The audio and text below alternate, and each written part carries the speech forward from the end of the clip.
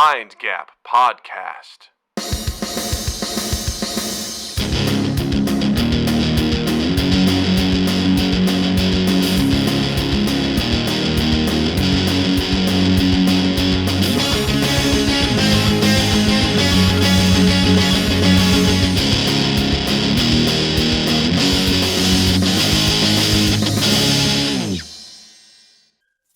Hello, everybody. Welcome to Mind Gap Podcast. I'm Doug.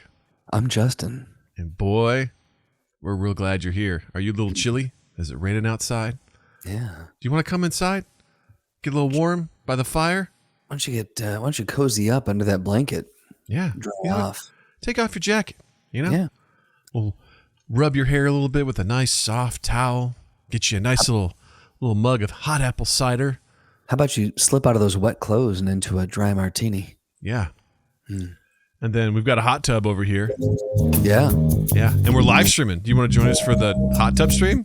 Just dip a toe in, just real quick, just the tip, just for a second, just to see how it feels. Just get in there, you know, Is it too because hot? it seems hot at first, but you'll get used to it. It will. The body regulate, and then we'll just turn to the camera, you know, and we'll be like, "What's up, Twitch? Yo. We're hot tubbing, and we're here for you." That's right. That went places. Weirdest way we've ever started a podcast. But I'm here for it at the same time. You know what? You know, I'm here for it too. It felt right. It's raining where I am. It's like a typical fall night, you know, a little chilly, a little rainy. And it's just like, you know, but you're outside in the cold. This is like a typical Halloween for the Midwest right here. It's just rainy and cold, if not snowing. We've probably talked about this before, but my Halloweens growing up were consistently ruined. My costumes were consistently ruined by having to put a coat on over the costume. And I'm like, but Mom, no one's going to know what I am. And she's like, yes, but it's like 42 degrees outside and it's sprinkling. And I'm like, but people aren't going to see the cool. They're not going to see my costume. And every year it was a fight. And every year I lost because I was a kid. Yeah. There was a wonderful photo of myself, of like my brother and I. He was wearing a Freddy mask and I was wearing like a Jason hockey mask. And we're both wearing these big puffy fucking coats. Yep. But we have these masks on and it's just like, oh, cool. All right. I guess that's just like what Jason and Freddy went to middle school. Yeah, right. Yeah. And it was just, I'm so used to that. Like just, you know, not being able to really wear your costume because it's so fucking cold. What team's starter jackets did Jason and Freddy wear exactly, that year? Right? Yeah. I remember mine was blue. It was blue with a red stripe. That's what I think I remember. Nice. So, yeah, it was just, yeah. When you see all these other people like going out in these costumes, I'm like, how do you get to do that without a coat? Like, where do you live? There was a few Halloweens ago where I don't remember. It had to have been before the pandemic, I assume. So maybe 2019. It was like a beautiful year. I remember sitting on the front porch at my sister-in-law's place in Chicago, and I was just elated because everybody was out. Everyone was in costume. And I was like, this is going to be the Halloween to end all Halloween. Like it's the Halloween you hope for. And you just get to see all the kids in their costumes. I'm like, this is awesome. And there was some really fucking cool costumes. I remember working at the hotel, working the 3 to 11 shift. And I was heading back, going all the way to Howard at the end of the line. And I was just tired, grumpy, whatever. We get to Fullerton and then Belmont. All the college kids flood onto the train, all of them in their costumes. And I was like, oh, no. It was just... And there's just all these kids. And I'm like, just full dressed up. I remember one kid was dressed up as the Pope. I mean, it was wild. And I'm like, I'm not in the mood for this. I just want to go to bed. It's late, you know? Oh, Noah says, Richie Armour's here. Hell yeah. Noah hey, says, y'all. I lost. Hell, y'all. Hell, y'all. That's where you're going. Hell. Yeah. I'm glad that you're back online, Richie. Yes. Makes us happy. We missed you. We're glad that you had to, you know, make the financial commitment to another computer. That sucks when that happens. It's no fun. That is the worst, but hopefully that one will last you for years and years to come. Fingers crossed. So fun stuff. Let's get some housekeeping out of the way so we can talk about more fun stuff. Hey, y'all. Let's do it. Check us out, youtube.com/mindgappodcast. Hit the like button, hit the subscribe button because it costs you nothing. And it means everything to us. And we're at 231 subscribers.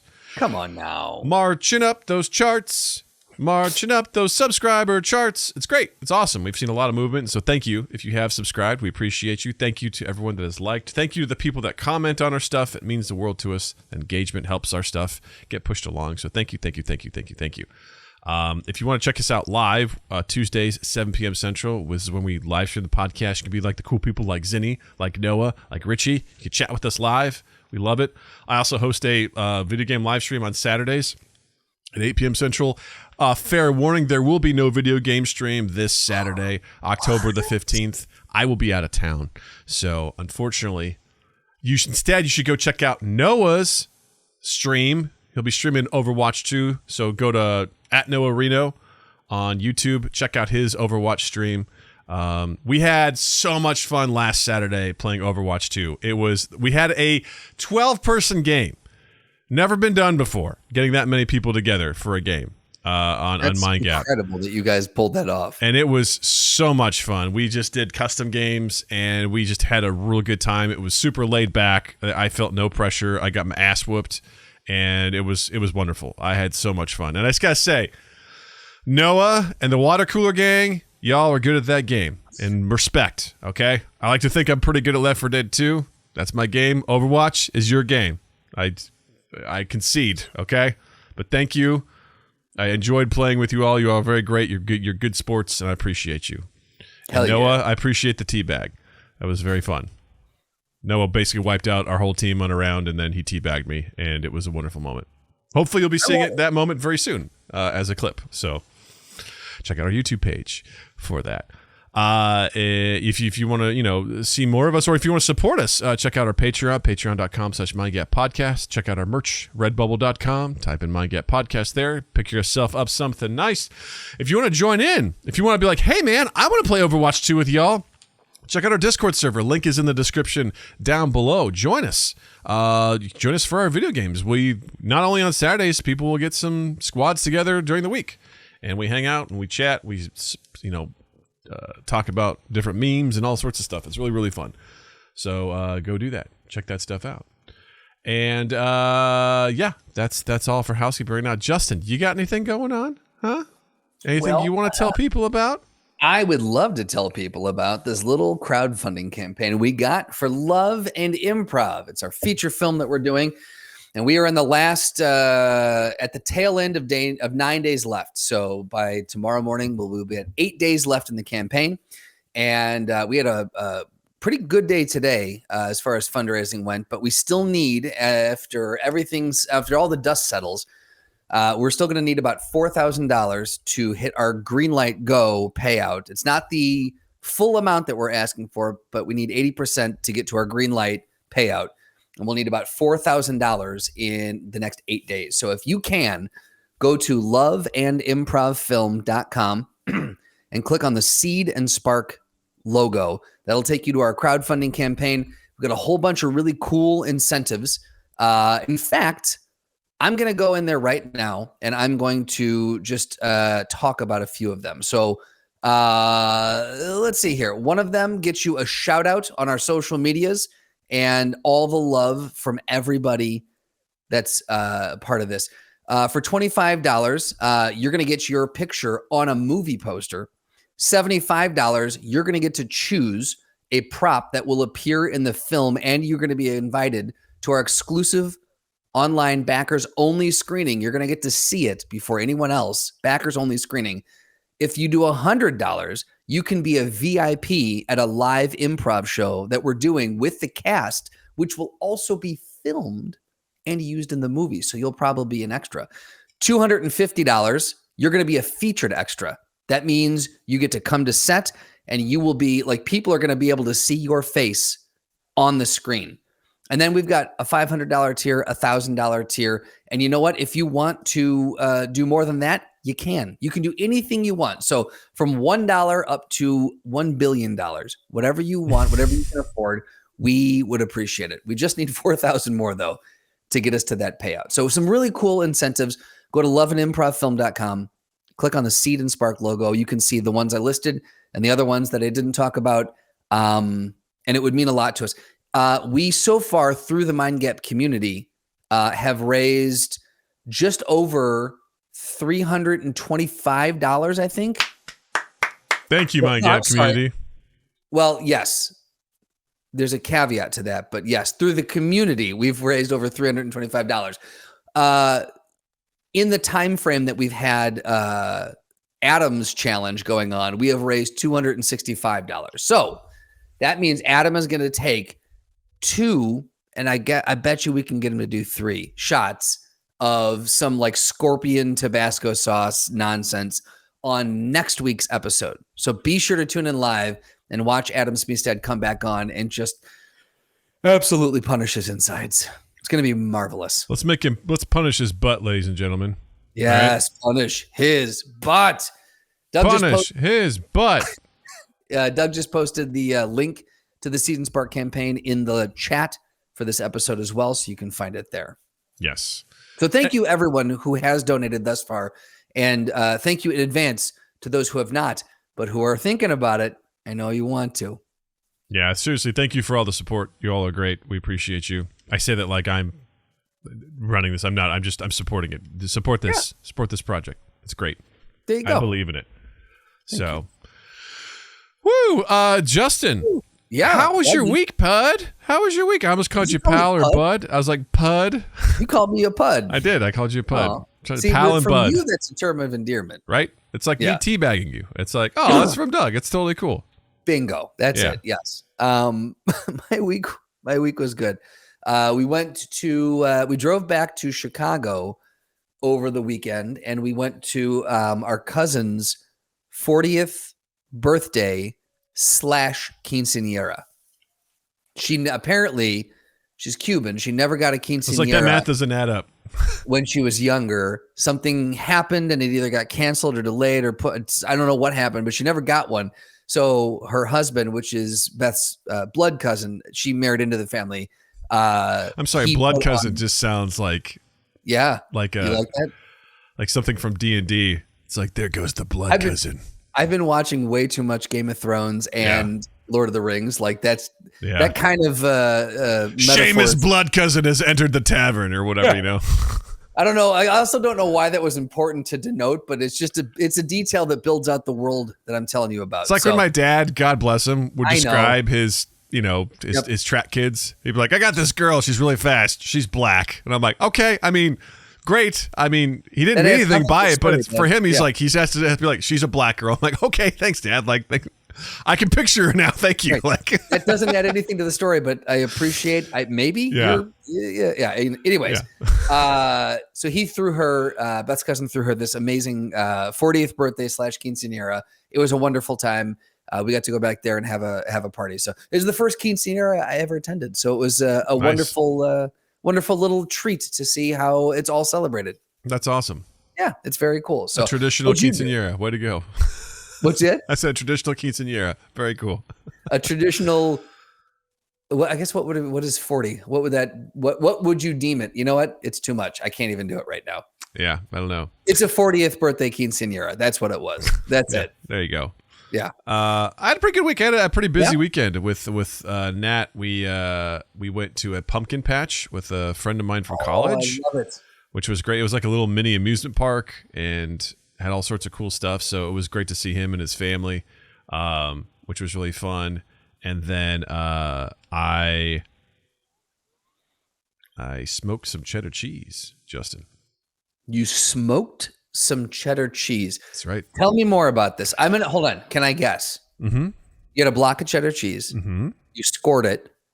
You seasoned it, put it on the smoker in some tin foil, and then you used it as either to dip stuff into? It's a good guess. Okay. But no. All right. I cold smoked it to infuse the smoke into the cheddar cheese to then refrigerate and use later to eat with slices of apples. What is cold smoking? Explain. Basically, it means that the goal is not to melt the cheese.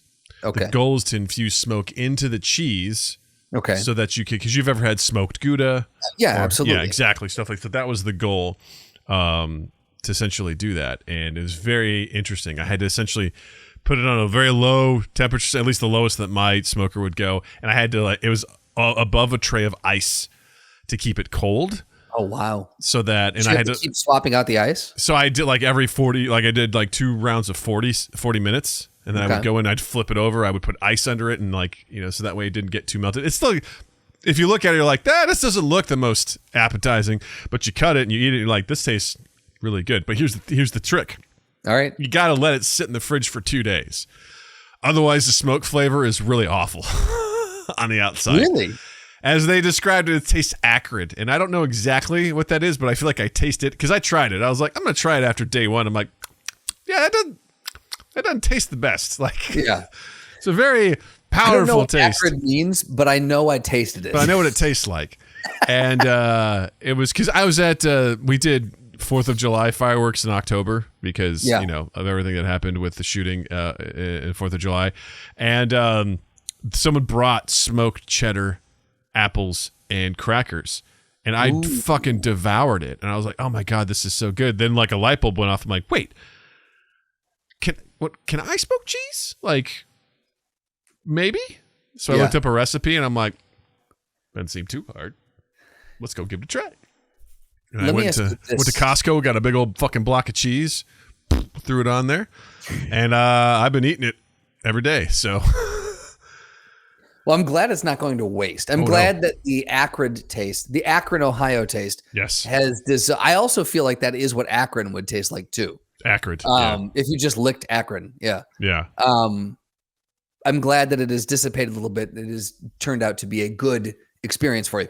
But let me ask you this. Is there a difference in your mind between smoking it yourself and just buying smoked cheese? No, I mean, I was just curious to see if I could do it. It was more of an experiment. Like, okay, did this person smoke their own, or did they buy? I think they bought it.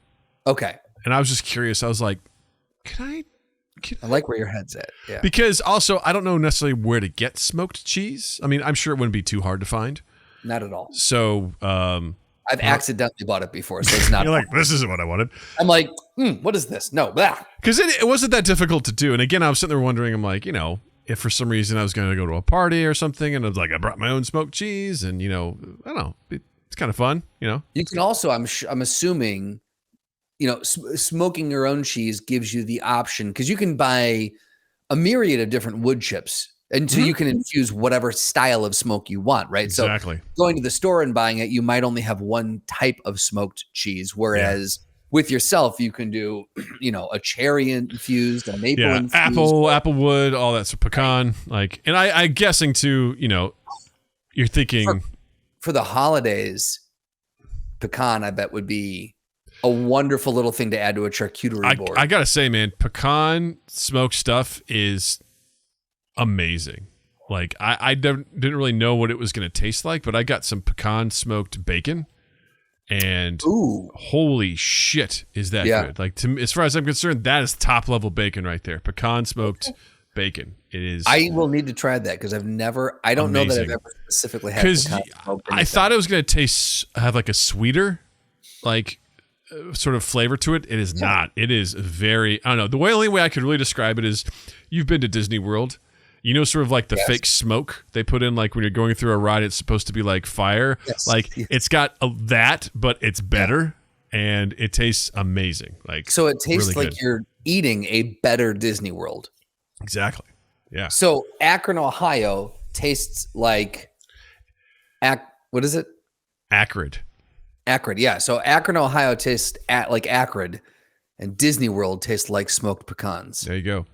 All right. We're getting to the bottom of a lot of shit on this episode. Yeah, right. Richie says, we call weed cheese sometimes in the UK. I thought Doug had gone off the rails for the weekend. I smoked some cheese, bro. I'm just saying, like, if Doug had that kind of weekend, that would have been... How mad would you have been that I had done that without you? I would have been furious. You'd be like, come on, man. Like, the thing is, like, I don't smoke weed anymore. But I know. I would come out of retirement. If you were like, I'm thinking about trying this, I'd be like, cool, I'm canceling all my plans for this week and I'm driving back and I will come out of retirement. That's exactly what I would do because again, I know you don't do it anymore, but I know you used to. And I'd be like, Justin, I do experience this. You're like, hold on, Beth, hold my beer. I got a code green. I'll see you later. And she's like, okay, she gets you your jacket. She already has a stash bag for you. She throws it out. Here you go. We'll see you when I see you, honey. You're like, I got to hit the road. There's no clothes or supplies or rations. It's just different styles of bongs, bowls, rolling papers. Yeah. Yeah. It's got some snacks in there. Grinders, Yeah. It's got some Flaming Hot Cheetos. It's got the right music mix. For some reason it's CDs, even though we binder of burned CDs. Yes, exactly. It's got a binder of burnt CDs. You get there, I'm like, dude, I don't even have this. It's like, whatever, man. It's just ritual. We got to have it, We got to have it. Let's go see if we can find one. Let's see if we can go find one that we can play it on. Oh, okay. You get in your car plays CDs. We're going to be in there. We're going to hotbox this. We're going to go old school. Yeah, God. It was a fun experiment. And I've just enjoyed trying that stuff. Like I've tried a couple of recipes that I've seen lately. Like I made my own oatmeal cream pies. I made my own. Nice. Yeah, those were dangerous.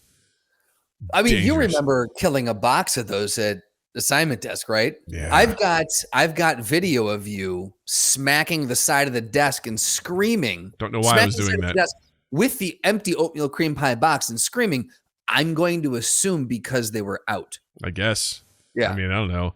But yeah, I mean, I made my own and I had to ration those out. I'm like, you get a half a day, buddy. You get one half a day. They were fucking delicious. Dude, I would love to try those next time. Don't worry, man. We meet. Here's the thing. Not that hard to make. Okay. They don't take that long. Dangerous knowledge. I also made some caramel brownies. And then just tonight, I made apple bread. So you're on a roll, man. Yikes. It's been a delicious time. And I blame YouTube because I hop on YouTube and a lot of my suggested videos are fucking, cooking things. And I'm like, ooh, and there's this one guy, I forget his name, but he has a channel called Preppy Kitchen and he does a lot of baking stuff. And I'm always like, what's he making today? And I'm like, ooh, like tonight he had one that was, pumpkin whoopie pies. Natalie wanted to watch that one. I was like, ooh. Natalie's like, will you make that? I go, first of all, you need to prove to me that you like pumpkin. Because I feel like we've been down this road before. She's like, I like pumpkin. I'm like, she goes, what do you want me to do? She goes, how can I prove this to you? I love the fact that your daughter is at the age now is you enough of your and Jill's child? Because I can hear Jill saying that too. Mm-hmm. I'm just like, you need to prove to me. The fuck do you want me to do to prove it to you, Dad? She's like, how do you want me to prove it? I was like, I don't know, but we're going to get some sort of treat that's pumpkin flavored, and you're going to try it. You're going to tell me whether or not you like it, because I'm not going to make these, because Mom doesn't like pumpkins. I do, and that means I'm going to have all these fucking cookies, and I'm going to have a hard time throwing them away. So you need to prove it, Jill's not a pumpkin fan, huh? No, she does not like pumpkin. So, yeah.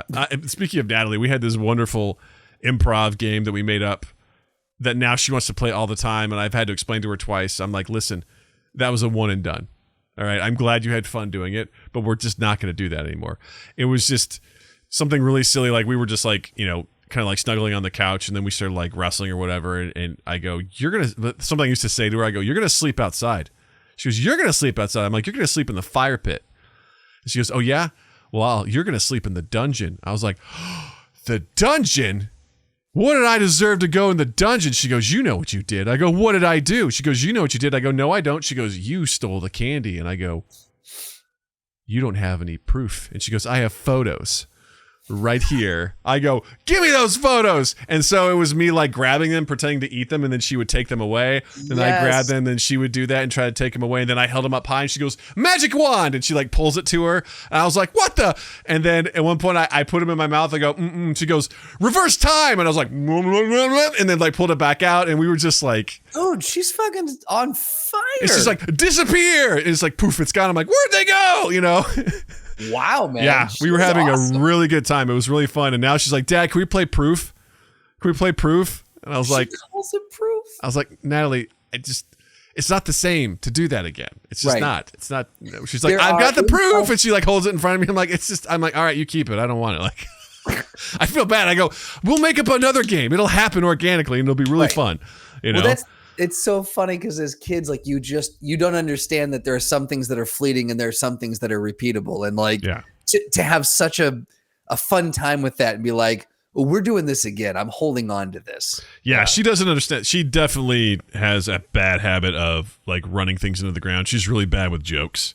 She's the kind of kid that will like, she'll do something funny, she'll get a reaction, she'll do it, and she'll do it, and she'll do it. We'll have to be like, all right, you killed it.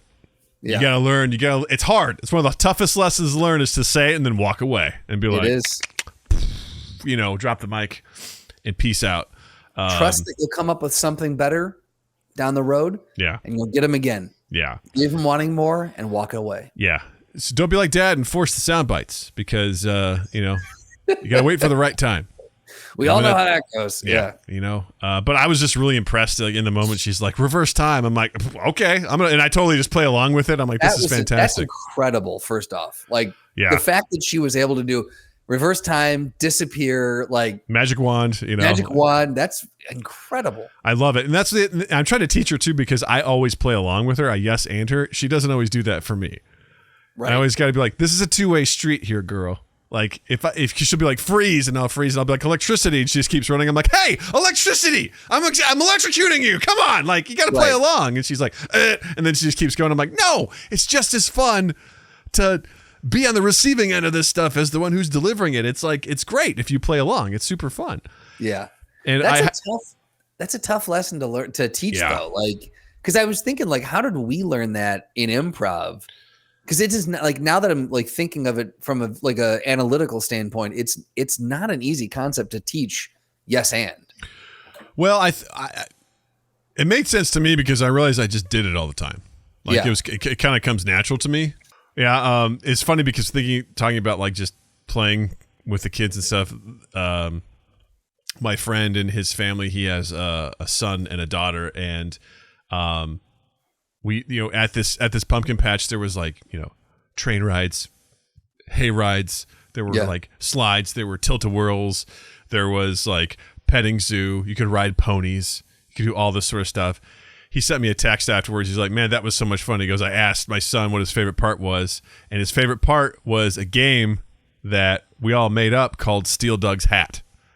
And for probably 15 to 20 minutes, we were standing in the corner of this place by a bunch of like plants you could buy, and it was steal Doug's hat and then cast spells and shoot him with arrows to make him, to keep the hat because the hat had all the power.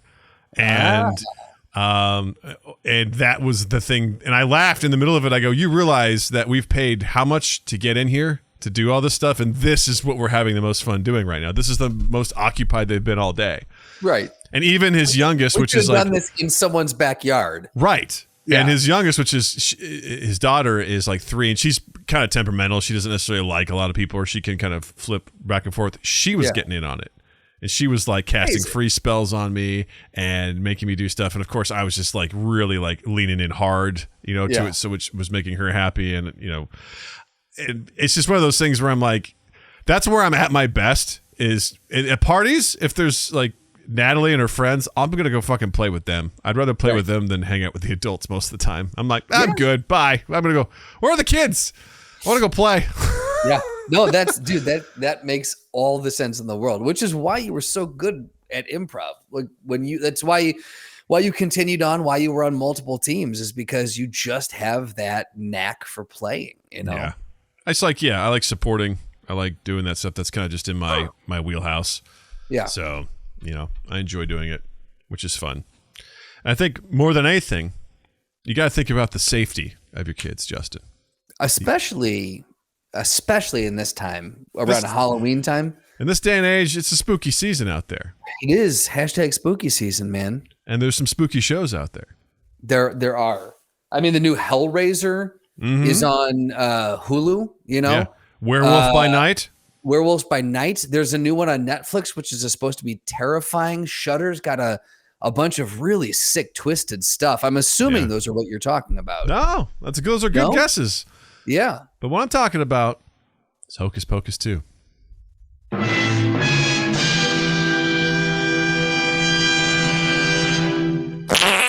That's right. According to Fox 8, in Troy, Texas, from KWTX, we've got a Central Texas mom warning parents about Hocus Pocus 2. # Had to be Texas. Had to be Texas. Yeah, so this has been going around quite a bit. You all have probably heard about it. You may have seen parodies of it, but reading this article, there's parts of it that I try to give this mom the benefit of the doubt, and I would say on a very generic level, very broad level, I'd be like, I agree with her. But then there's a moment where it turns, and I'm like, all right, no, we're not on the same page.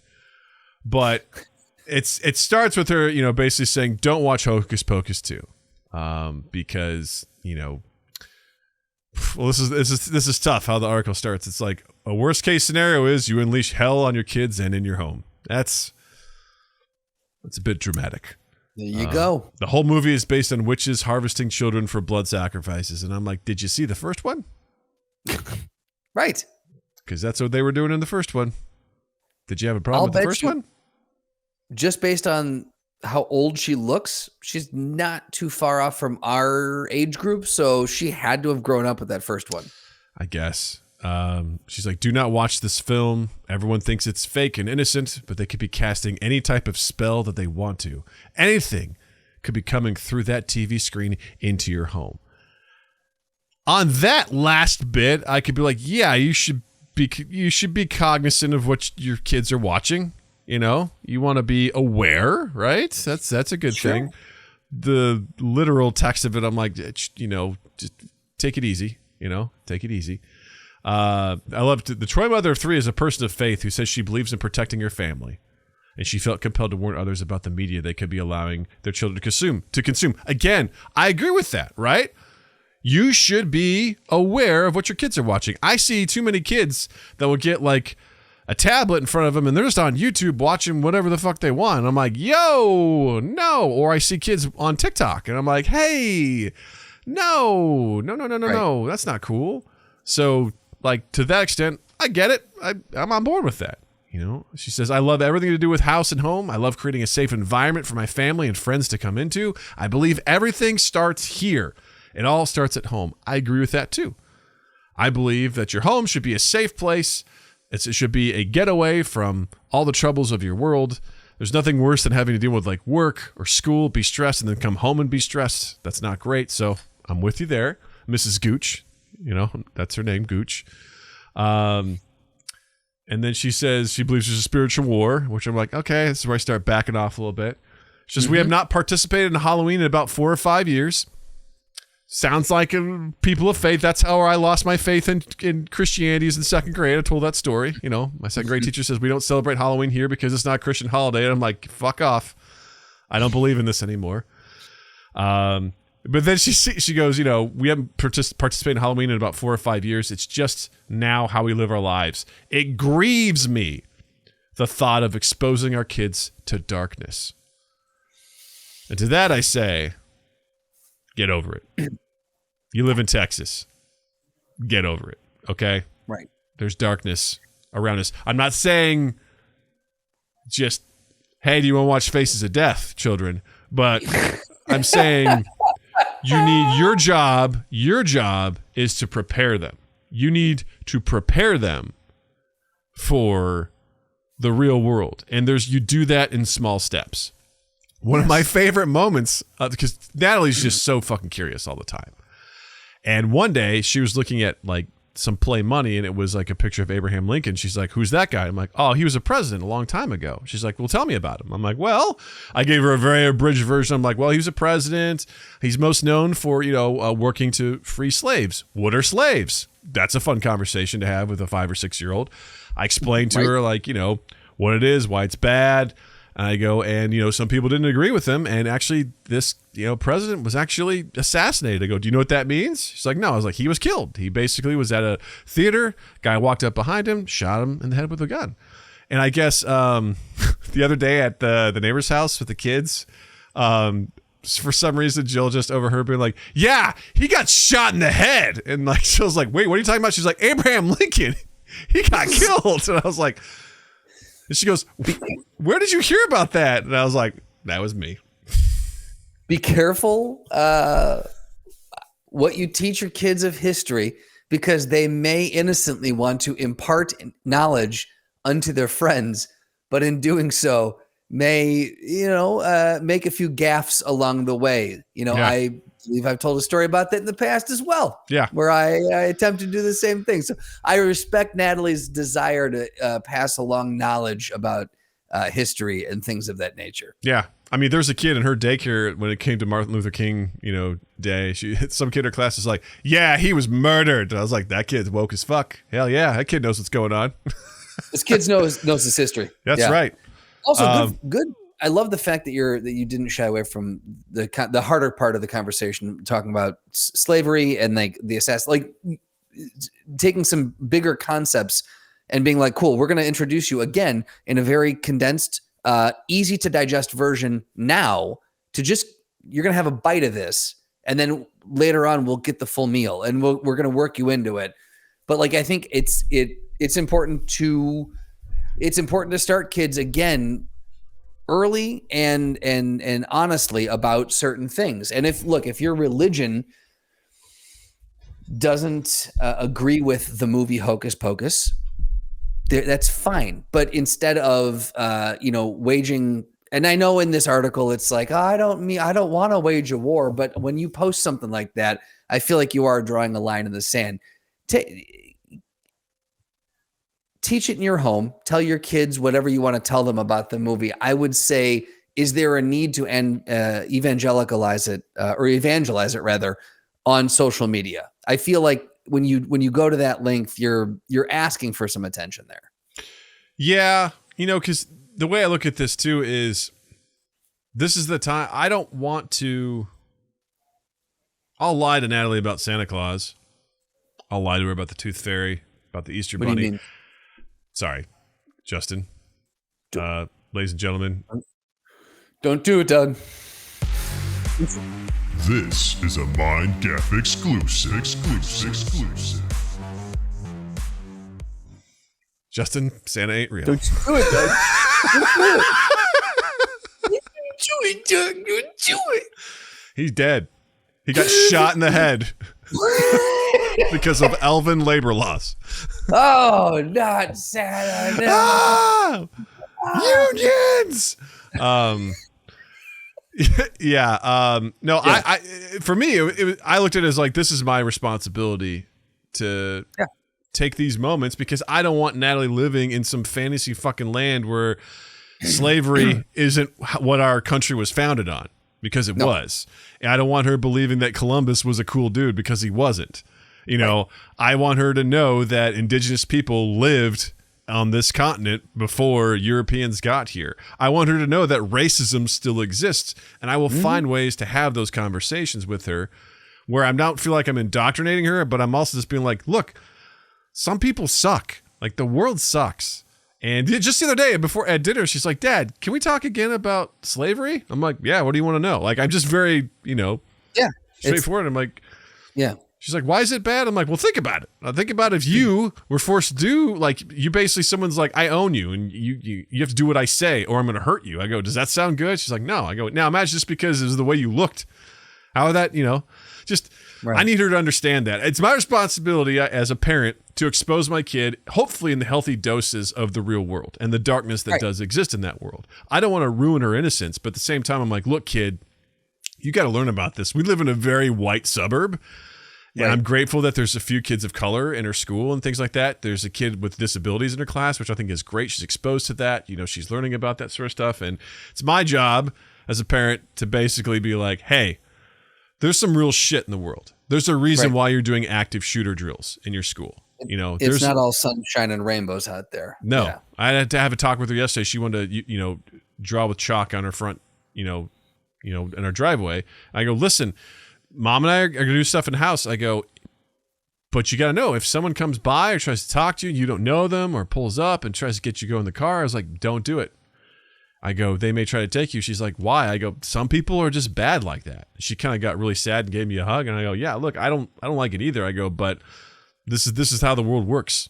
It's unfortunate. Right. I'm not trying to scare you. I'm just trying to give you some rules to live by. If someone's like, 'Hey, I lost my dog. Will you get in my car?' Don't do that. Like, that's a trick. They're going to try to trick you. Like, don't do that." So So to a certain extent, like I said, Mrs. Gooch, I understand where she's coming from. I don't think there's darkness coming from Hocus Pocus 2. I don't know. Look, I understand that on the far sides of the evangelical right and the Christian conservatives and I don't even want to bring right, left, conservative, liberal into it. Just on the hyper religious side of things, I understand that there's a very significant fear of anything that does not align wholly under that banner. There are people who think Harry Potter is the work of the devil because it deals with witches and wizards and magic, and it's dangerous. And I suppose it's a matter of opinion. I'm going to say for myself, it's not dangerous. It isn't. It's a story. It's a very clever story. Hocus Pocus is a fun kid-based Halloween movie. There are far worse things. I would say to that lady, don't let your kids watch Hellraiser.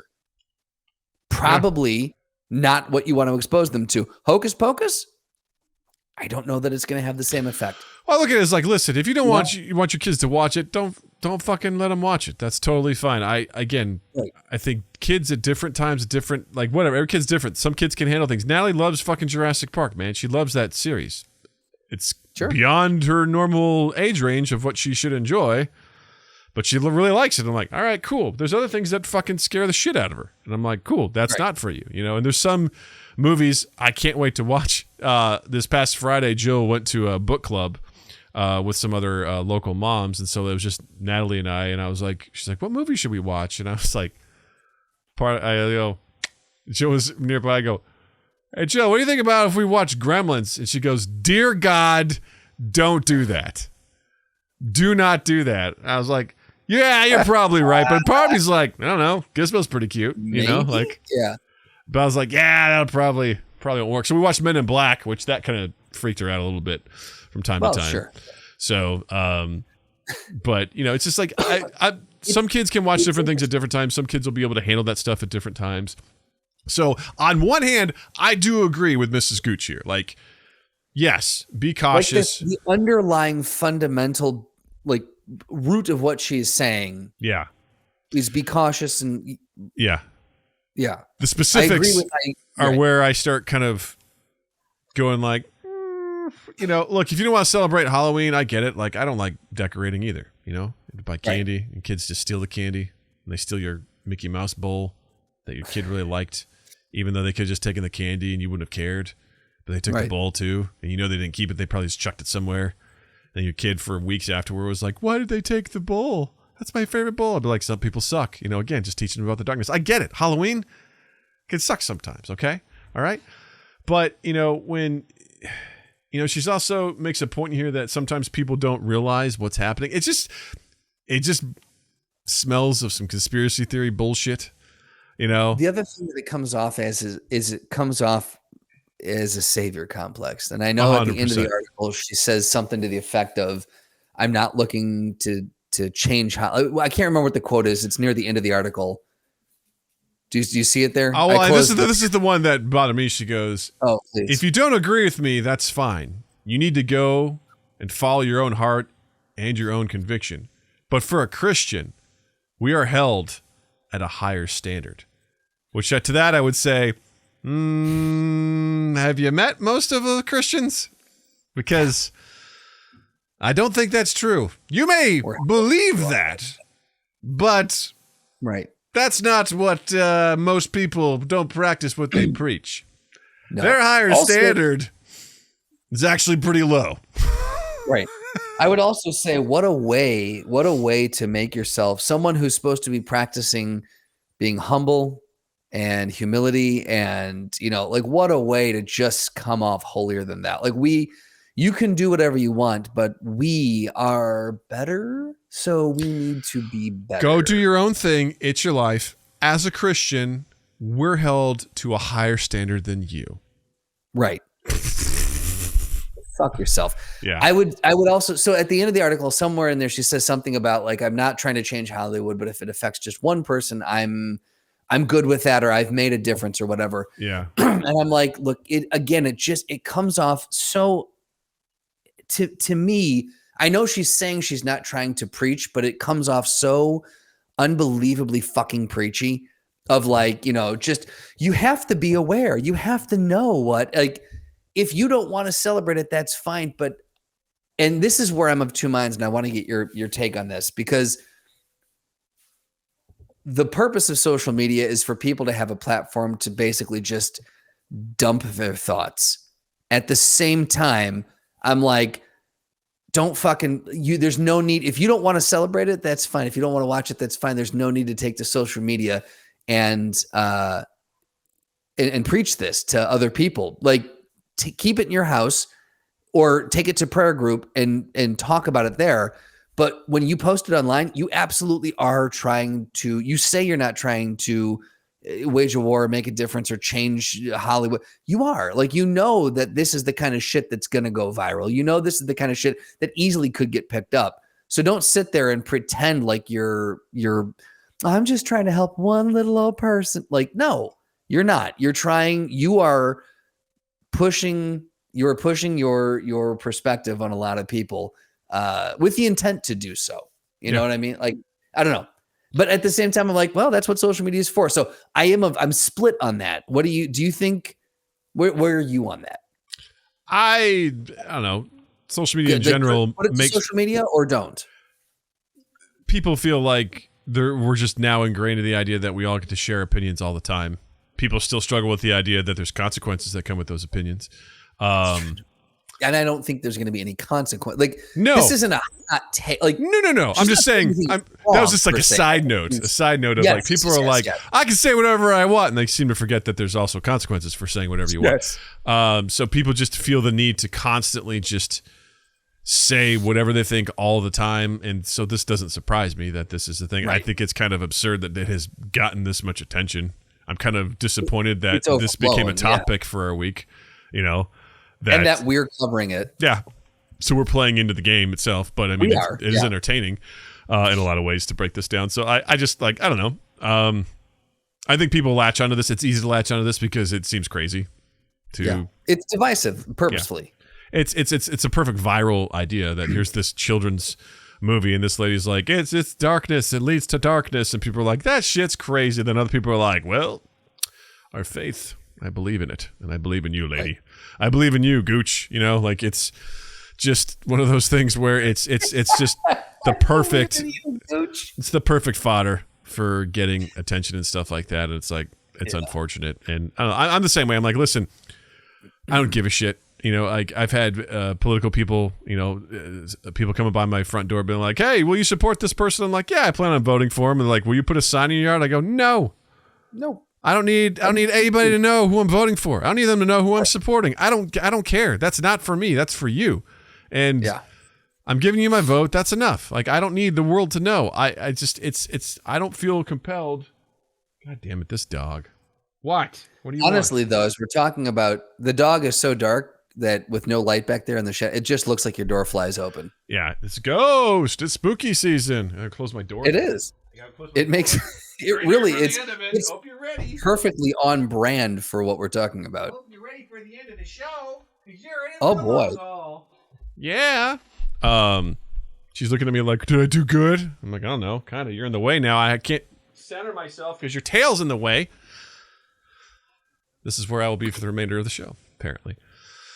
God damn it. Can you just move? Please? Please. There we go. Good girl. Sorry, everybody. Dog's in the way. And no one could even see this either. Good girl. All right. I just keep that shit to yourself. I think I've heard comedians say, like, the world just lacks shame. Like, people just have no shame. They just post stuff all the time. The amount of time you see, like, a video that's hilarious and humiliating for someone that's posted is like, why would you post that? Right. You could argue that maybe someone took it and posted without that person's permission, but for the most part, you're like, no, this person probably took this and then posted it. And it's like, why did you do that? You could do another take. You know that, right? Like, it's not one and done. Like, you can do another one. It's absurd.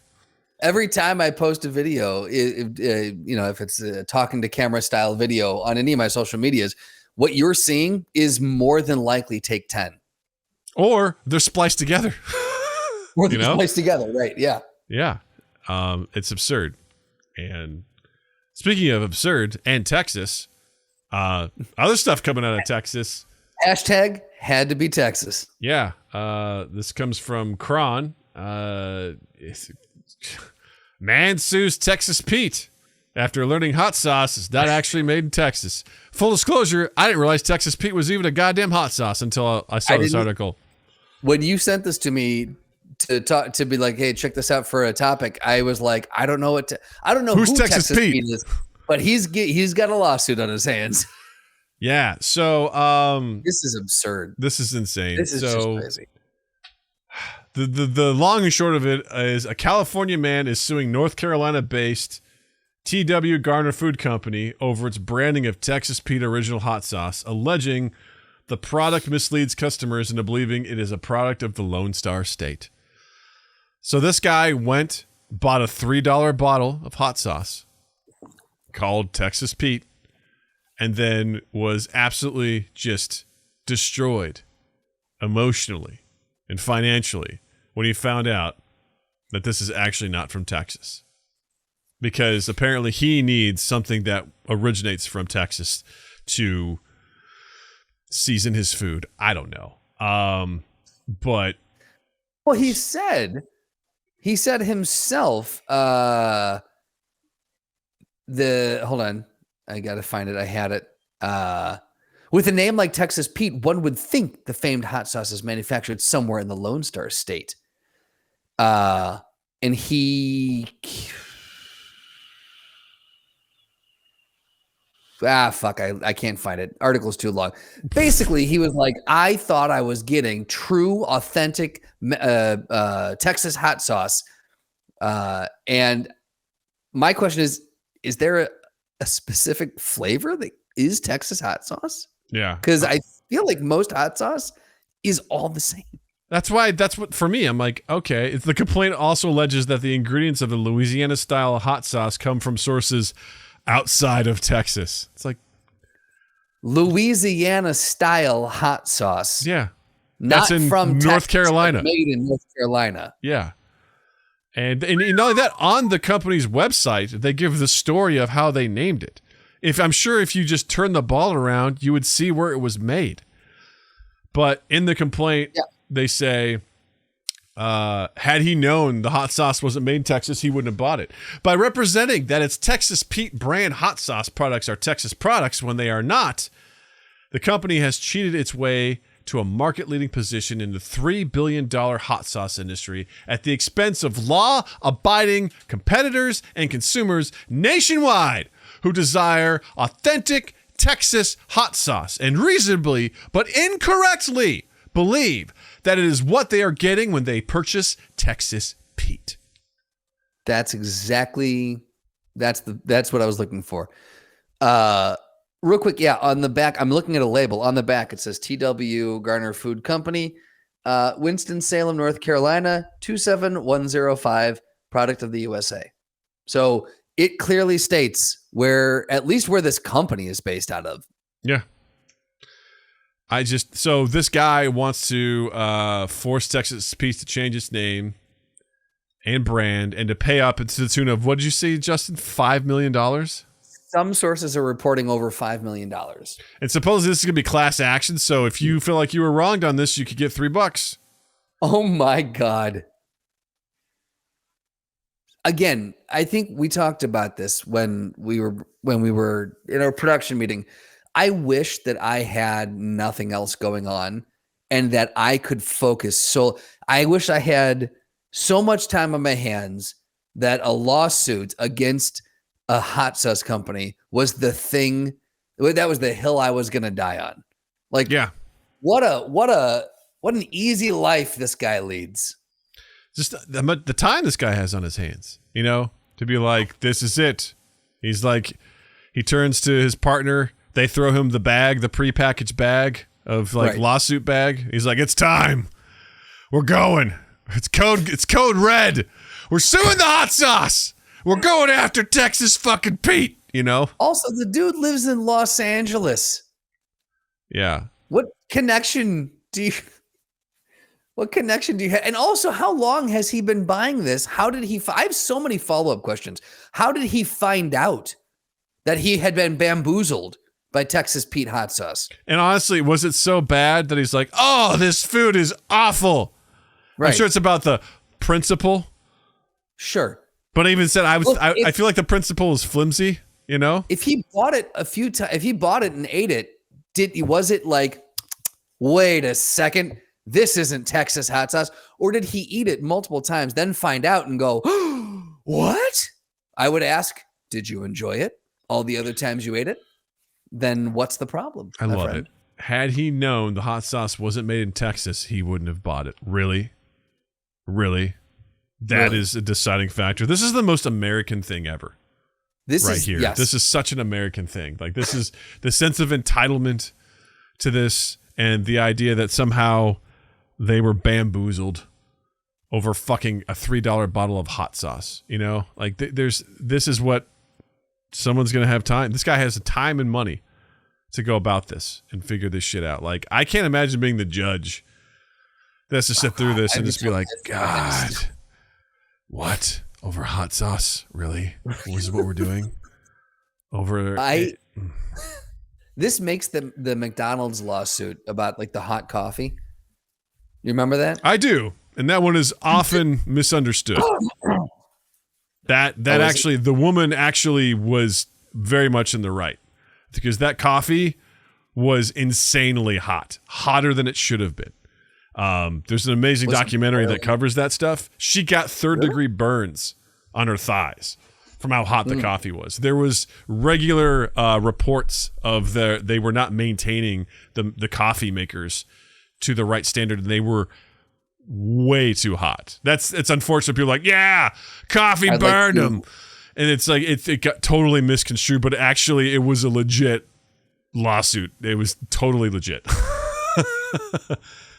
Cool. I would like to rescind my previous argument. Yeah. I was like, I feel like I'm going to have to. That's why I paused. I was like, I don't want to go down this road. Yeah. I don't want to make him feel bad. But I know what you're saying. You know, it takes all other frivolous lawsuits and holds them to a different light, because you're like, this one is ridiculously frivolous. That's the point I was trying to make. Yes. No, I totally get it. I mean, you're just going to get that butthurt over someone like, this is called Texas Pete, but it's not from Texas. It's like, who cares? It's the name. And where's it from? New York City. New York City. Yeah, it's just the idea that someone was like, hey, they're lying. They're lying to all of us. They're misleading us. It's like, it's fucking hot sauce, man. It's hot sauce. There's so many, it's like, I'm trying to think of something that you could get pissed off about, you know, where someone's like bamboozling you, you know, like there's so many more legitimate things to take I would some say court over. If something is marked as kosher, but it's not actually kosher. There you go. There's something that, okay, now we're talking about a serious thing that affects someone's religion and yada, yada, yada. And I understand that we just, in our previous topic, we're like, fuck your religion. But, you know. I don't think we said that, but. No, we didn't say that, but that was the tone. No. There are other things that you could get pissed off about. Well, I mean, there's definitely misleading things. Like, I remember there was, was it Lumosity or something like that? There was some sort of app that was alleging that by using the app, you either get smarter or it staves off dementia. And they were false claims. And they got hit hard by that because that was incredibly misleading. There was a mouthwash when I was growing up that basically was like, you don't have to floss anymore if you use our mouthwash, which I went out and bought immediately when I was in high school. I was like, fuck yeah, no more flossing. And they're like, yeah, you need to walk that back because that is not true. You know, even fucking, God damn it. What's that game from Hasbro? Hungry Hippos. No, the one where they had Don't break the ice. The commercial Hands had in my pants. The commercial had like the talking heads, and people thought that the pieces would talk, but they didn't. It was just part of the advertisement. You have to try and guess who it is. It's Guess Who. Yes. I said it. I said you have to guess who. Guess who. There was the whole thing where they had to put like a big thing. It's like pieces don't actually talk because people were so fucking dumb. They're like, this game, I bought it and the pieces don't talk. It's like right. Which, again, I just think we're dumb. That's really what it is. It's all, and the funny thing is, many, if not all of these are American lawsuits. And you know what this boils down to? I think people just feel stupid. I feel like this guy felt really dumb that he bought something and he feels dumb. And so he's taking it out on everyone else. But why? Dumb in front of who? Was he hosting a dinner party? And he's like, hey, he's hosting a dinner party for some potential investors in a company. He's spent all his life savings getting this pitch together. And he had some oilmen coming in from Texas. And he was going to make this pitch to them. He's like, I'm going to buy them something that's going to make them feel like home. I'm going to have some Tex-Mex food that I've cooked myself. I've went on and I've watched Cooking with Babish. And I have figured out all these amazing recipes. And the last piece, I'm going to have this Texas Pete hot sauce. And these guys are going to be so impressed that I got something from the Lone Star State. And then they came in and they're like, boy, howdy, we're ready for some grub.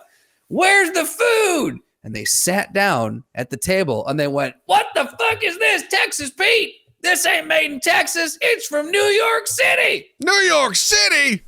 And he lost out on millions of dollars of potential angel investing because of Texas Pete's hot sauce. Exactly. Unless that was the scenario, bollocks to the whole thing. And even then I say, still fuck you. But my theory is that most people sue or get really upset when they feel dumb. I agree. There was a time when I worked at the hotel and the pool area had glass sliding doors that would lead out onto a deck that looked over Grant Park. Okay. And after the marathon, there was this like German guy, and I guess he had been at the pool the day before, and the doors were just open. But the next day, like a bird, he was unable to see the glass, and he walked into the glass, and he got fucking furious. And I remember I had to go up to the pool deck with my manager. And the guy was just like so pissed off, being like, there should be a sign, yada, yada, yada. And I'm like, oh, this guy just feels dumb because I can literally see his face smear on the window. And he did that in front of everyone at the pool. And he feels dumb. And he was threatening like suing. And I was like, what? Because you bumped your head? Are you shitting me? Like, and then Jay Potty Plant, there's nothing funnier than people walking into glass unaware. It is. It's absolutely hilarious. Like, it's so funny. And there's the same thing. There was a woman from the UK, sorry, Richie, who I remember came to the front desk and she had, I don't know if you know much about jewelry. I don't know a ton, but I know silver is like the easiest thing to fuck up. Like, it is so reactive to chemicals. Mm-hmm. Like, anything will tarnish it. It's so easy to make that happen. She wore a silver necklace in a pool filled with chlorine. And when she got out, that shit was fucked up. And she came to the front desk livid that this had happened. And she's like, look what this did. And I'm like, yeah. I go, is that silver? She goes, yeah. I go, oh yeah. I was like, chlorine probably messed that up. And she goes, well, I didn't know there was chlorine in there. I'm like, have you swam in a pool before? Cool.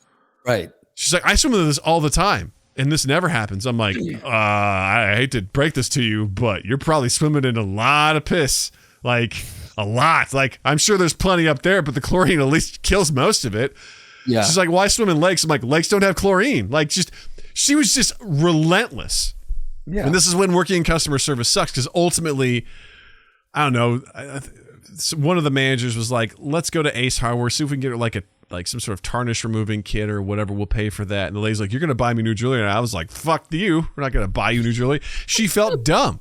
Like, at the end of the day, like, I thought that was common knowledge. I remember that from like 7th grade science. Like, silver is like, that's a metal that just, you don't want to mess with it because it's very temperamental. And the idea that woman took that in a pool filled with chlorine, a very harsh chemical, and she's like, what happened to it? I'm like, it got fucked up. Like, what do you...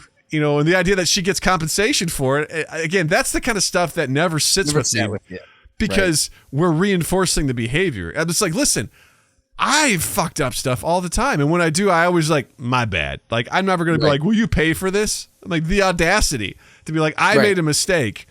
Will you pay for this because I'm unhappy? It's like, no, fuck you. Like, Doug, it's because you have common sense. I don't know. Common sense. I have shame. I have shame. Well, that too. You have a lot of things. Yeah. Yeah. So to this guy, I want to say, I guess, enjoy your time spending on this crusade. You know, good luck, I suppose. Right. I hope Texas Pete changed his name to, you know, Dummy Dan's Hot Liquid or whatever you want him to call it. I don't know. I hope you win your battle with the devil, sir. Right. It's Neil's North Carolina Neil's hot sauce. Yeah. There it is. Tabasco. Neil's North Carolina hot wee sauce or something. I don't know. Right. Don't put it on your wee wee. In parentheses, don't put it in your wee wee. You know, don't put it on your like, wee-wee. damn it, we screwed up again. You know, Oh no! this says it's called wee sauce, and I put it on there and it burns. It still burns. It's the same guy. It's in my urethra. Pee hole, please. Pee hole. Pee hole Pete's wee sauce. Pee hole Pete's wee sauce. I do have to say, I did enjoy the story on how they came up with Texas Pete, because it's kind of racist. Where, according to the About page, Garner, who's in charge of the company, and his sons were thinking of what to name their hot sauce. A marketing advisor recommended the moniker Mexican Joe in order to connotate the picante flavor reminiscent of the favorite foods of our neighbors to the south. And he goes, nope, it's got to have an American name. And Sam suggested they move across the border to Texas, which also had a reputation for spicy cuisine. Then he glanced at his son, Harold, whose nickname was Pete, and the Texas Pete Cowboy was born. He glanced at his son, Harold, which is the most love that he showed his son in his life. Yes. But I love that someone's like, we should call it Mexican Joe. And he's like, no, it's got to be American. Yeah, Jesus Christ. Oh, my God. Well, here's the thing. If the lawsuit doesn't get settled, in court to everyone's liking, there's another way that you can settle disagreements like this. Very common. And I'm not sure if you're familiar with it, but I am. Welcome to the Throwdown. Oh, when's the last time you guys heard that song? A few weeks ago. But, it feels like a long time. Yeah, it feels like we've done a lot of Ask Practical Doug and anime out of context. That's right. I think the last time we did one of these was when JF Potty Plant was on. Yeah, if he we was... did Snap, Crackle, Pop versus the Keebler Elves, didn't we? Or was it Danny Giovannini? I don't remember. I think JF Potty Plant was after Danny? No. Was he? All right, Justin, you're going to make me do this? We're gonna find out right now, guys. This is what this is. We get to the bottom of all of this stuff. We get to the butt, Well, Doug. Oh God, where is it? We'll get to the butt in a second. Jesus there it Christ. is. Come I on. lost it. No, this was with Noah. Noah and I. We did Flag Smasher versus Brigitte from Overwatch. No, wait. This is with Jared. Bluey versus Blue. Oh, that's right. That's right. Wait a second. So JF Potty Plant and Danny were on that long ago?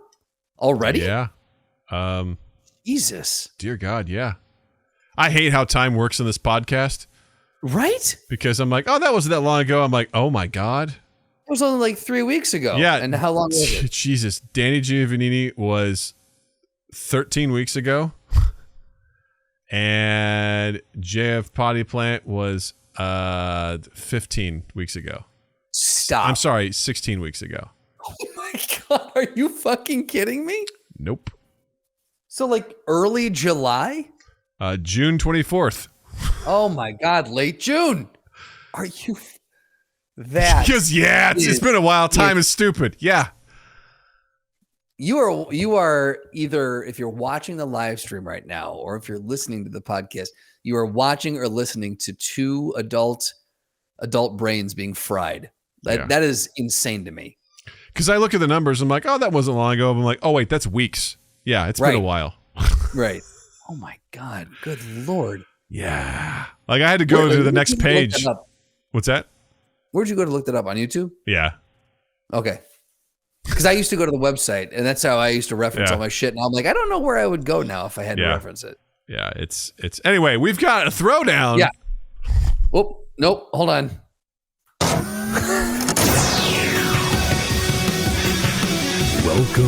to the Throwdown. All right. Yeah. It's time for the throwdown. If you haven't been here in however many weeks, two things enter, one thing leaves. Easiest way to say it. So That's this right. week's throwdown, Dougie Doug. This week's throwdown is a Joe Pesci throwdown, where we have Joe Pesci as Tommy DeVito in Goodfellas versus Joe Pesci in Casino as Nicky Santoro. Justin and I were just shooting the shit in our production meeting, and we brought up Joe Pesci, and we talked about Goodfellas, we talked about Casino, and I was like, which one's crazier? And then we're like, hold on, put a pin in that. This is a throwdown, because which one would win? And I thought I had an initial response right out of the gate. Yeah. I thought it would be Nicky from Casino. That's where my mind went immediately. Or maybe, I can't remember. Maybe I was thinking, Tommy from Goodfellas. Because I was like, because the more I thought about it, I'm like, they're basically the same character. I mean, look, I love Joe Pesci, but if we're going to be honest, most of his early characters or characters around that time frame were the same character. Yeah. Because so if we start with like Goodfellas, like Tommy is known as like a loose cannon. Like that guy is willing to kill, no problem. Don't make fun of him. Don't laugh at him. Don't look at him the wrong way. Like he's got a hair trigger on him. Yeah. He's like, he doesn't settle down. He's just kind of goes, doesn't have a family, just likes to bang a lot of chicks. He's got his mom. Yeah. He's got his ma. He's got his ma, and that's it. And yeah, he's just, he's the whole reason why they get into trouble, because he kills Frank Vincent's character. Who's a made man. Yeah, and who's a made man, and that kind of leads to all the trouble. So he's definitely a problem. But then Nicky Santoro in Casino is also problematic. He's a high-level hitman in the mob. He's feared. He's also, I wouldn't say, I don't know if he's as much of a loose cannon. He's just greedy. He's greedy, but he also doesn't, I feel like he doesn't have any fear, because he just starts going off the rails, kind of not listening to the guys back home, right? Because he's greedy. Isn't it in Chicago? Right, it's in Kansas City. Is it, they couldn't say Chicago. Like they had to, I think my understanding is like they had to kind of like fudge some of this stuff because it was real. Supposedly the lore is they're like, yeah, we can't even let anybody know that we know who this is possibly about. So like, it's the Kansas City guys, it's the Detroit guys, it's the in fairness, it's been a while since I've seen it, so all the details are. I just rewatched it like 2 days ago, so it's very fresh in my mind. So Nicky goes out to Vegas, right? Originally to protect De Niro's character. Right. And protect the casino and the interest out there because they're making money hand over fist. But then Nicky sees the opportunity. He's like, he goes, I could fucking run this town. So he starts expanding his influence, starts like, handing out loans with interest, and starts, basically bullying people around. And he starts cheating on with De Niro's wife. He stops paying attention to what was needed, what the boss is saying. So it's really greed. He really wants to stake his claim. He really wants to own that. Tommy in Goodfellas isn't quite like that. He enjoys doing stuff. He likes to make money, but for him, I think the thrill is the violence of it all. I would agree with that 100%. The thrill is the violence. Now, would you say that Nicky is more calculated, though? It sounds like Nicky lays out plans and follows them through a little bit. The thing is, Nicky understands the problems, because at one point when things get really bad, when the bosses find out that he's banging De Niro's wife, he has a moment where he goes, I really fucked up here. Like, this is really bad. Like, he understands like the error of his ways. Tommy doesn't have that. Tommy killed an innocent kid for saying, go fuck yourself. And he doesn't care. He doesn't give a shit. He'll kill anybody anytime. Doesn't matter. He's just, I don't know, man. I think he's a little more off his rocker. And I think because of that, because he's not aware. That's how he gets killed, right?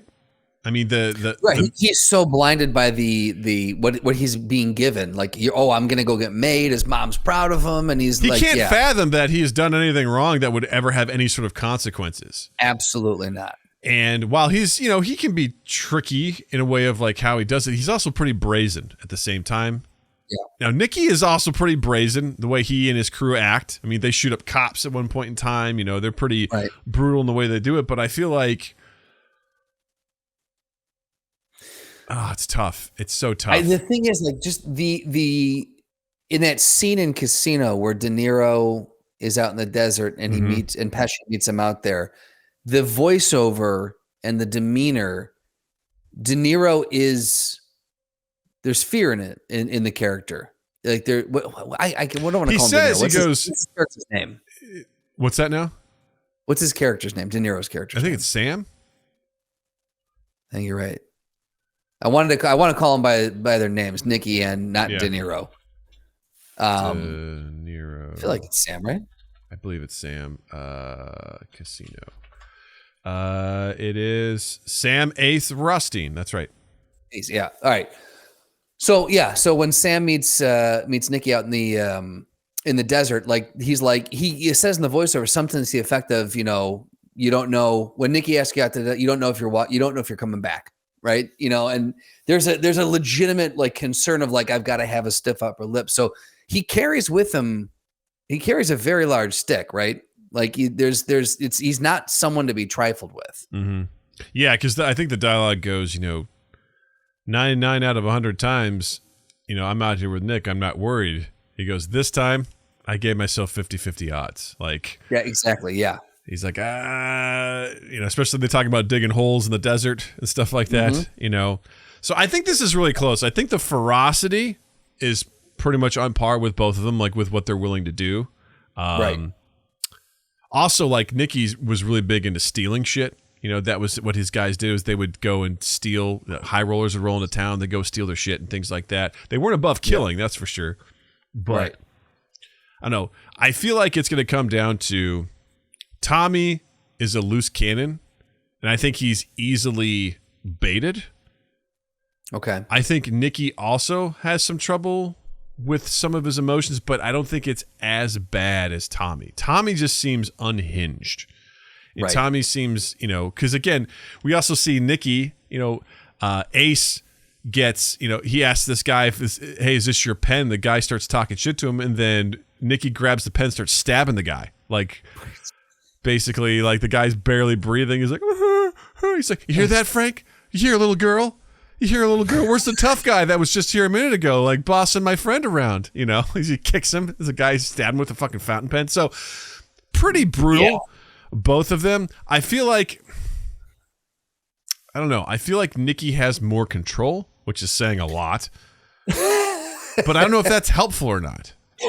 I think it is help. I think that is advantage Tommy then, because while they're both able to do some heinous things, and neither of them are afraid of violence, and while I think Tommy can get baited or goated easier, people can get his goat way easier. I do think that he is quicker to snap and snap harder than Nicky is. And so I think if they're both powder kegs, Tommy's got the slightly shorter fuse, and he's going to blow quicker. And I think that gives him the advantage over Nicky, because while Nicky might be good at like plotting out like a robbery or some, like he's figuring out how to expand his empire, it's not necessarily strategic in the moment. He still is reactionary when shit goes down. And if Tommy is popping off first, that's going to give Tommy the advantage. So I feel like my vote has to be, shockingly, Tommy, Joe Pesci in Goodfellas as Tommy DeVito. Yeah, it's a tough call because, I mean, we see what happens because the smallest insult sets Tommy off. Right. And, we see that. Ray Liotta's character. Yeah.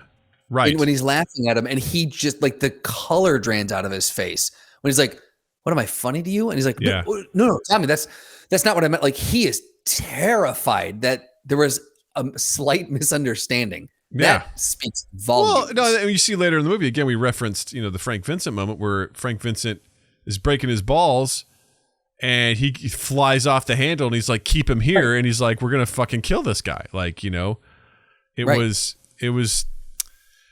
tough. Yeah. I think in a situation, a Flash situation, right? Which is kind of what we're talking about. We're not talking about give enough time, Batman can beat anybody sort of situation. I think if you went that route, if Nicky if there was a hit put out on Tommy and Nicky was taking care of it, I think Nicky would be able to get him easily, be able to bait him, take care of him, no problem. But in just a straight up sort of like, it'd be real easy to figure up anything where these guys would piss each other off. I think they would hate each other, and the slightest thing I think would set Tommy off. I think Tommy would just go and guns blazing. And I think you're right. I think I'd give the edge to Tommy from Goodfellas on this one. Yeah. So we're gonna go Tommy. God damn, that was really fun and really complicated. And that was like an old school throwdown. That really was. That felt like an original throwdown. It was such an even match too. Like that's a tough one to break down. And we did it all by ourselves. Not that we have anything against the council. It was just like something we came up with. It was a nice surprise. It was like an old school thing where we came across it. So yeah, it was really fun. It's natural. All right, Justin, what do you got to recommend this week? I've recommended everything that I'm currently either watching or just got done with. And I haven't really tucked into anything new that has grabbed me. I will. Oh no, I'm sorry. I did put something down here. Abbott Elementary. I take it fully back. I can't remember who was it we just had on. It was Teddy Gales. It was Teddy, right? Abbott Elementary. I jumped into that. So I had started watching it a while back, and it was one of those where like something else came up and I put it on pause and never came back to it. It won all the awards, got all the accolades. Teddy recommended. I'm like, I need to jump back into it. God damn it. It's such a fun, it's a great sitcom. Like, nice. You know what I mean? Like it's well casted. It's well written. It gives you sitcom vibes without being cringy like some sitcoms can be. So I think it is a very well done. It's got a heart. If you are a teacher or know anyone who is a teacher, like I'm watching it with Beth, and Beth there's certain things where she's like, oh my God, that's so true. Like she is pulling life experiences out of this sitcom. And she's like, man, whoever did this has experience either being a teacher or being around teachers, because some of these things are spot fucking on. Yeah. So I would say watch Abbott Elementary. It's on Hulu and HBO Max. I prefer HBO Max because it's commercialless. But either way that you can consume it. I would say it's a good show. Do it now. Donkey, what you have? I recommend. I just watched Werewolf by Night, and it was fun. It was a fun show. Like it's. You did dive into it, okay? Yeah, it's on Disney Plus. It's 50 minutes, self-contained story about monster hunters coming together. Their leader died, and they're trying to decide who's going to take up the mantle. And they essentially go on. They go on a hunt, and it's interesting. It's fun. It's in black and white. It's a little more violent. I think the black and white kind of helps with that. Nice. So it doesn't seem as bad, but it's interesting. I thought it was fun. It was enjoyable, and it takes place in the Marvel Universe. There's nothing like super, like, hey, there's Captain America, like nothing like that. But I think it was enjoyable. It was, again, it's self-contained. It moves relatively quick. It would have been nice to. I would have loved to see that as like a maybe 2 or 3 episode, like just quick series as opposed to just 150-minute. But it was fun. Yeah. It was good. It was like a quick, enjoyable watch. I thought it was good. It was definitely a different tone than what we're used to in the Marvel universe, and it was enjoyable. It was interesting. So cool. I say I recommend it. I say check it out. Definitely gonna check that one out myself. It's got old monster movie vibes to it, so it's very interesting. So I definitely say check that out. That might be, honestly, we've been waiting for Drew's entry to Marvel. I thought about you the whole time I was watching it. This might be it, man. And I was like, I don't know if he'd love it, but I think he'd appreciate it. I think he could watch it and be like, he could. Right. He could. It doesn't have the stink of superhero all over it. Yeah. No, I think he could enjoy it. So It definitely. I thought about him a lot. JF Potty Plant also says, I wreck Disney's 80s classic bed knobs and broomsticks because Angela Lansbury just died today. Oh, so R.I.P. Angela Lansbury, and go check out bed knobs and broomsticks. In honor of Angela. That's from 1971. Damn. Dear God. About a decade off there, Potty Plant. Yeah, Potty Plant, get your shit straight, bro. Come on. IMDb it before you wreck it. Good God. Yeah, man. Oh, shoot. Older than I thought. Yeah. And it takes place in 1940. Jesus Christ. Oh, my God. What's true anymore? With that being said, y'all should check us out on all of our social medias at MindGap Podcast. Check us out on youtube.com/MindGap Podcast. Hit the like button, hit the subscribe button. Check us out on patreon.com/MindGap Podcast. Check out our merch at redbubble.com. All that good, juicy stuff. Check out our Discord in the description down below. And be sure to follow Justin as well. On Instagram and Twitter at Justin_Michael, spelled Mikel. It's the fun way of spelling it. And while you're in the online realm, check us out on Good Pods, Podbean, Spotify, Apple Podcasts, Stitcher, all the places where you can find and consume podcasts. You can find and consume us. Like, subscribe, share, rate, review, all the things that we always ask you to do. And then 2east8th.com and then 2east8th on all social medias. And of course, do not forget to go to loveandimprovfilm.com, click on the Seed and Spark logo, and donate to the film. Help us get this made. Final push, final 8 days or so. And we really appreciate your help. Anyone who's donated already, thank you. And anyone who's thinking about donating, thank you in advance. And then just give us a follow because we're going to push forward with the movie, obviously. So give us a follow on social medias at Love and Improv Film on Instagram. I think it's just at Love and Improv on Twitter. It might be at Love and Improv Film on Twitter. But if you follow any of us, Doug, myself, or MindGap, we've retweeted and posted. So you can find it. Go there, give us a follow, and watch this movie get made. It'll be a fun time. JF Potty Plant says donate to the film. Yeah. So you heard it right there. And he's cool. So do what he does. You know what I mean? Boom. Boom. Well, as always, this was a fun episode. I've enjoyed it. I've enjoyed spending time with you, Justin. I've enjoyed spending time with everyone out there. Thanks for letting us invade your ear holes for a little bit of time. And with that being said, I want to say, Justin, thank you. Douglas, thank you. Chat, thank you. Listeners, thank you. And you all have a dandy fucking week. MindGap Podcast.